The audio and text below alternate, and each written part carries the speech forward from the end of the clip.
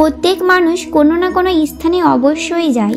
অনেক অনেক স্থানে তাদের যেতে হয়। আবার এমন কিছু মানুষ আছে যারা সেই স্থানে হয়তো কখনোই যায়নি। উদাহরণ হিসেবে বলবো, কিছু মানুষ আছে যারা মন্দিরে যান, চিকিৎসালয়ে যান, কিছু মানুষ কারো কারো বিবাহ অনুষ্ঠানে যান। আবার কিছু মানুষ আছে যারা নাস্তিক হন, কখনোই মন্দিরে যান না।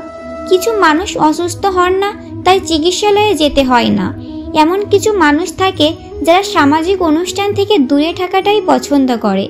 যে কোনো মানুষ হোক, যা কিছুই তার চয়ন হোক না কেন, প্রত্যেক মানুষকে একটি স্থানে অবশ্যই যেতে হয়। এমন একটি স্থান আছে, সেই স্থানের নাম হলো মৃত্যুদ্বার। এবার এটা আবশ্যক নয় যে মৃত্যুর পরে আপনি মৃত্যুদ্বারে পৌঁছে যাবেন। এমন অনেক মানুষ আছেন যারা মৃত্যুর পূর্বে মৃত্যুদ্বারে পৌঁছে ফিরে এসেছেন এবং তারা অনুভব করেছেন যে এই সংসারে সমগ্র চক্রের সম্মুখে তাদের অস্তিত্ব কতটা হীন। ওনারা এ কথা বুঝে গেছেন। বড় বড় জ্ঞানী মহান ব্যক্তি ছিলেন, তারা এসেছেন, কর্ম করেছেন এবং শেষে তারাও মৃত্যুদ্বারে পৌঁছে গেছেন। অবশেষে তারাও পঞ্চমহাভূতের সাথে মিলিত হয়েছেন। তাহলে আপনার কিসের এত অহংকার? এই জীবনে কেউ অমর নয়। জীবনে আমরা কতদিন বাঁচব তা আমরা জানি না।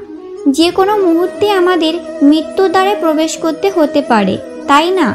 আসুন আর একসাথে ভালোবেসে বলুন, রাধা রাধা।